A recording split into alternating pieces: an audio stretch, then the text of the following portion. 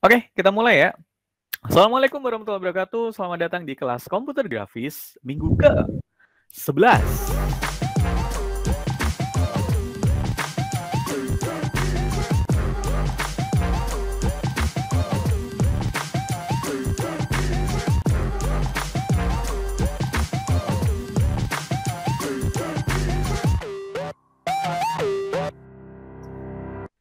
Jadi kita akan UAS kira-kira sekitar 4 minggu lagi. Materi kita tinggal satu, ntar terakhir minggu depan. Kemudian kalian bisa produksi dengan tenang. Dengan tenang katanya. Oke. Minggu ini aku bakal share tentang mood board dan stylescape. Oke, jadi gimana caranya ntar setelah pertemuan ini, kalian bisa produksi mood board buat tugas minggu depan, dan stylescape nantinya untuk presentasi hasil jadi rebranding kalian. Jadi tugas hari ini cuma mood board aja kok, santai. Nah, sebelum kita ke sana, aku mau shout out dulu tentang riset audience persona dari 4 kelas. Karena kita di hari Kamis udah review 4 kelas gitu. Jadi yang di yang di hari Selasa kemarin, aku review juga di sini. Buat gambaran, kira-kira kalau misalnya kalian ternyata melakukannya kemarin belum benar, kalian tahu benerinnya gimana. Sebelum aku ngasih tahu hasil review kerjaan kalian minggu lalu, kita tahu dulu riset persona yang cukup oke, meskipun belum semuanya sempurna. Tapi at least kita bisa dapetin atau kita bisa berempati, oke, ini adalah orang yang lengkap, karakter orang yang lengkap. Satu, aku mau shout out ke tim Connect di kelas G kemarin, kalau nggak salah, ya kelas G. Dia memperkenalkan sosok Maudi. Siapakah Maudi? Dia cewek dari Balikpapan, kuliah di arsitektur semester 5. Dia dari kecil suka gambar, sehingga dia pengen jadi arsitek. Nah, sebagai anak arsitek, dia tuh juga orang yang artsy gitu. Jadi dia suka fashion. Nah, selain si Maudi ini kuliah, dia juga freelance. Kenapa dia freelance? Karena dia merasa bahwa dengan melakukan freelance ini, ilmunya nambah. Nggak cuma dapat insight dari kuliah, tapi langsung dari industri dia juga dapat pengetahuan tambahan. Nah, untuk memenuhi kebutuhan dia dalam berpakaian, dia beli pakaiannya secara online. Atau dia sometimes juga pergi ke Matahari. Nah, nah di sini kita dapetin kesimpulan pendek gitu kan. Si Maudi ini suka gambar, dia bisa manage waktu yang baik. Buktinya apa? Buktinya dia bisa kuliah sambil jadi freelance. Kemudian dia ekspresif fashionnya dan mudah berinteraksi. Nah, pain and gain-nya gimana? Pain-nya ini, mereka menuliskan bahwa si Maudi ini kurang memiliki waktu untuk bersosialisasi. Kemudian dalam memenuhi kebutuhan berpakaian, dia sering beli secara online. Dan model pakaian yang dia beli, yang mau dia gunakan itu harus sesuai dengan selera dia. Karena dia orangnya ekspresif. Masalahnya adalah di sini, kenapa aku kasih garis bawah dan aku kasih lingkaran merah. Cek di poin nomor 1. Dia bilang kurang memiliki waktu untuk bersosialisasi. Sementara di atas, dia bilang mudah berinteraksi. Dan memiliki manajemen waktu yang baik. Ini kan kontradiktif. Harusnya kalau manajemen waktunya baik, dia mudah berinteraksi, harusnya dia nggak kesulitan dong, atau at least statement tidak punya waktu untuk bersosialisasi, ini nggak muncul. Ini ada kontradiksi nih. Mana yang benar? Kemudian poin nomor 2 yang kontradiktif adalah si Maudi ini sering membeli pakaian secara online karena mudah dan tidak ribet, tidak mengganggu kesibukan dia yang harus kuliah sambil kerja. Sementara di Gen-nya si Maudi lebih sering pergi ke outlet fisik buat ngecek pakaian atau bahan pakaian yang akan dia beli. Ini kan kontradiktif juga. Karena tidak semua yang dijual Matahari ada di online. Vice versa, begitu juga sebaliknya. Nah, di sini juga muncul statement pandai mengatur waktu antara kuliah dengan kerja. Padahal di sebelumnya kurang memiliki waktu untuk bersosialisasi. Nggak sepenuhnya salah, nggak. Tapi kayak ada over informasi gitu.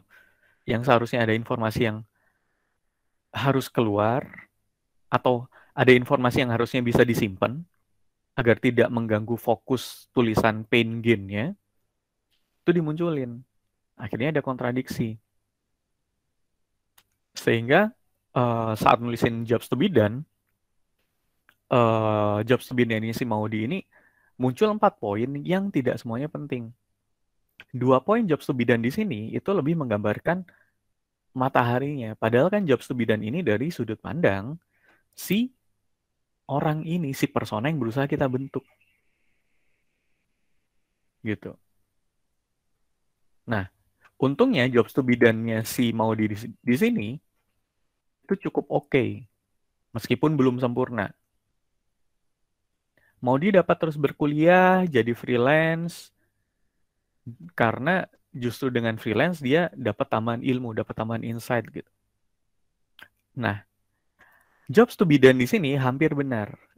Yang bikin kurang tepat adalah kenapa dia harus nambahin terus ilmunya. Kenapa dia harus jadi freelance? Kenapa dia kuliahnya harus segitu tekunnya gitu kan? Dari mana kita tahu dia kuliahnya tekun? Karena di atas dibilang bahwa pandai mengatur waktu antara kuliah dengan kerja. Sementara waktu dia kerja, dia bilang juga itu buat nambahin ilmu dia. Kenapa gitu? Dia pengen jadi arsitek yang apa nih? Atau jangan-jangan dia harus segera jadi expert di bidang arsitek agar bisa cepat dapat duit? Atau seperti apa? Atau memang di dunia arsitektur, kalau kamu punya banyak portofolio, punya banyak uh, project, itu memudahkan kalian buat kerja, atau kayak gimana? Itu belum di state, belum disampaikan di jobs to be done-nya Maudi. Ini yang salah satu bikin kelompok mereka failed. Plus nggak ada fotonya. Jadi kita nggak tahu, kita nggak bisa membayangin fisiknya Maudi kayak gimana. Tapi overall, dibandingkan kelompok yang lain, kelompok ini cukup oke. Ini yang pertama. Kedua, aku mau shoot out dengan kelompok si Oktop. Dia memperkenalkan Bu Yuyun, gitu kan. Ibu-ibu 57 tahun dari Desa Wlingi, Blitar, Jawa Timur. Bu Yuyun ini sarjana dan sekarang jadi pedagang sembako. Oke. Bu Yuyun anaknya ada 2, semuanya ada di Jogja, kuliah. Nah, untuk kirim barang ke konsumennya, buat ngasih sesuatu buat anak-anaknya, si Bu Yuyun akhirnya sering kirim barang. Dia pernah pakai JNE karena dari nonton iklan di TV gitu kan, wah patut dicoba nih. Tetapi menurutnya si Bu Yuyun, yang paling oke tetap si Pos Indonesia, karena dia percaya perusahaan BUMN itu lebih trusted gitu. Kenapa kok gitu? Iya, baby boomers gitu kan. Nah, selama menggunakan jasanya si Pos Indonesia, Bu Yuyun itu puas, nggak ada komplain. Lah, long short story, pains-nya Bu Yuyun apa nih? Oh, karena si Bu Yuyun ini adalah orang tua yang gaptek, dia tidak merasa terbantu dengan fitur-fitur online yang biasanya diberikan oleh JNE, si Cepat, dan kawan-kawan gitu kan. Nggak ada. Si Bu Yun justru lebih nyaman buat datang ke kantor pos buat kirim barang. Nah, kemudian sebagai seorang pedagang gitu kan, iya, dia pasti khawatir dong, ini barangku nyampe nggak ya? Tapi balik lagi, karena PT Pos ini punya BUMN, dia masih ada kepercayaan di sana. Oke, nah di sini juga ada statement bahwa Bu Yun gaptek. Kemudian, oh sorry, gainsnya apa nih? Gainsnya dari mereka ada yang salah, dan jobs to bidden-nya, tapi oke, dari kelompoknya si Octop ini jobs to bidden-nya. Jobs to bidden dari Bu Yun ini, karena dia pedagang, dia butuh barangnya cepat nyampe dan biaya kirimnya terjangkau. Oke. Nah, kenapa harus Pos Indonesia yang dipakai? Karena sederhana aja, tinggal datang, kirim. Dan ini ada sosoknya si Ibu Yuyun atau Bu Endan Sriwahyuni. Kita bisa ngebayangin orangnya kayak gimana. Kita bisa berempati, oh iya, gaptek. Dan kenapa dia menggunakan Pos Indonesia? Oh iya, ada alasannya. Cukup lengkap di sini. Next, dari ale.id ada namanya Harry. Si Harry ini anak jurusan akuntansi, tetapi dia justru si ale.id ini justru banyak cerita tentang digital marketing. Ini yang perlu dipertanyakan. Kenapa kok nggak dijadikan satu linear aja? Atau misalnya bisa dibilang, oh si Harry ini anak ekonomi, tapi dia suka di digital marketing. Meskipun yang dipelajari adalah akuntansi. Sehingga di sini agak nanggung. Kenapa dia pengen membangun sebuah digital marketing agency? Itu nggak nemu logikanya. Kecuali kalau jurusan akuntansinya dicoret. Sayangnya ada jurusan akuntansi. Meskipun gitu, di kasusnya personanya Harry ini cukup oke gitu. Job sebenarnya adalah membuat digital marketing agency untuk membantu memasarkan produk UMKM. Problemnya adalah, kenapa dia harus membantu memasarkan produk UMKM? Belum disampaikan. Nah, oke, ini adalah si Harry. Dari 3 shootout jobs to be done dan persona yang bagus tadi, kalian bisa ngebayangin sendiri. Kira-kira seberapa bagus riset yang udah kalian lakukan dan seberapa detail kalian sudah menuliskan informasi tersebut. Kalau udah detail, apakah sudah konsisten informasinya? Ntar di akhir pertemuan aku bakal kasih tahu siapa yang harus riset ulang, siapa yang tinggal menyempurnakan dikit lagi. Pintar aja. Nah, kita masuk ke materi minggu ini. Setelah kita setelah kita udah menyebarkan kuesioner, dari kuesioner kita wawancara beberapa orang, hasil wawancaranya kita buat user profile Canvas, terus diapain lagi? Gitu kan? Nah, jawabannya adalah kalian berikutnya buka lagi materi sebelum UTS tentang brand atribut. Jadi, kita butuh tahu brand atributnya si Maudi itu kayak gimana. Brand atributnya si Bu Yuyun itu seperti apa. Si Harry kayak gimana. Untuk apa nantinya? Untuk dibandingkan, teman-teman. Untuk yang hari Selasa kemarin, aku belum menyampaikan ini. Karena bayanganku adalah, oh mungkin bisa paham. Tapi karena banyak yang nanya, aku jelasin sekalian di sini. Jadi nantinya kalian kan akan melakukan rebranding nih. Otomatis kalian harus membandingkan antara klien, brand atribut dari klien kalian itu kayak gimana? Kalian petakan. Dapat datanya dari mana? Dari observasi semua media mereka. Cek di website, cek di sosial media, atau kalau misalnya kalian merasa butuh, silahkan cek di Google Scholar juga, apakah ada artikel-artikel 5 tahun terakhir tentang klien kalian, kemudian simpulkan brand atributnya. Kemudian dari persona yang sudah kalian punya, yang kalian udah wawancara, udah sampaikan dalam bentuk kanvas tadi, kalian petakan juga, kira-kira nih, culture mereka kayak gimana, voice-nya gimana, core value ini adalah apa yang mereka mau, apa yang mereka mau. Sementara USP adalah apa yang mereka butuhkan. Sedikit berbeda antara kemauan dengan kebutuhan. Kemauan itu bisa jadi liar. Tetapi kebutuhan itu adalah yang harus didapatkan. Oke? Bisa jadi sekarang kalian mau punya pacar gitu, mau beli sepatu baru gitu. Tapi apakah kalian butuh itu saat ini? Belum tentu. Tapi kalau misalnya kalian merasa bahwa, wah ini beberapa hari udah hujan badai, bajuku nggak ada yang kering, aku butuh baju baru. Karena butuh, kalian akan beli saat itu juga. Karena kalau kalian nggak beli, kebutuhan kalian tidak terpenuhi. Baru kemudian sampaikan target customer atributnya. TCA-nya dari persona kalian itu nggak jauh beda dengan kanvas yang udah kalian buat. Jadi begitu kalian tuliskan dua hal ini, klien atributnya kayak gimana, persona atributnya kayak gimana, baru muncul nanti satu atribut yang baru.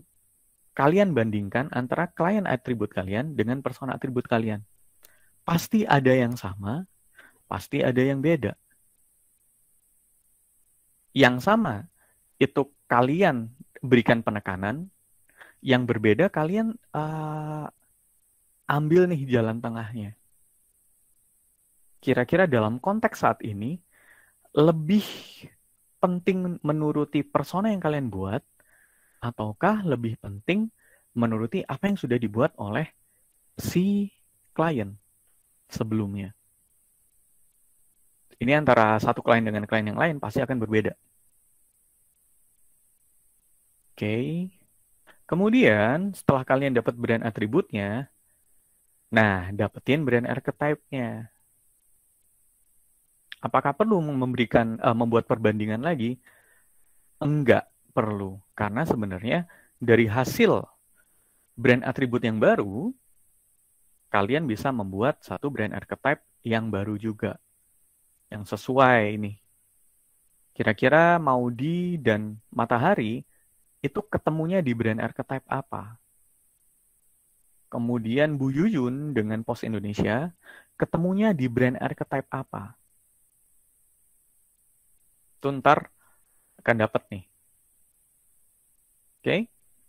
Dari sini dulu, ada yang mau ditanyain sebelum kita jauh. Karena ada 77 slide. Tapi kita udah di 40. Oke, ada lagi? Adakah yang mau dipertanyakan? Oke, silakan Bagas. Pak, berarti ini pelanggan setia. Bikin kayak empathy map lagi gitu ya, Pak? Kayak tadi yang atas tuh, yang what they need, what they apa gitu. Enggak dong. Ngapain enggak. bikin empathy map lagi? Nggak usah. Kan dari kalian udah bikin empathy map segala macamnya, kan tinggal dimasukin ke sini. Tinggal dimasukin ke persona atribut gitu kan. Yang mungkin ada yang belum kalian lakukan adalah klien atributnya kayak gimana. Mungkin, tapi kalau misalnya kalian mengerjakannya dengan benar, harusnya di awal kalian sudah melakukan media monitoring sebelum membuat daftar pertanyaan kuesioner. Seharusnya.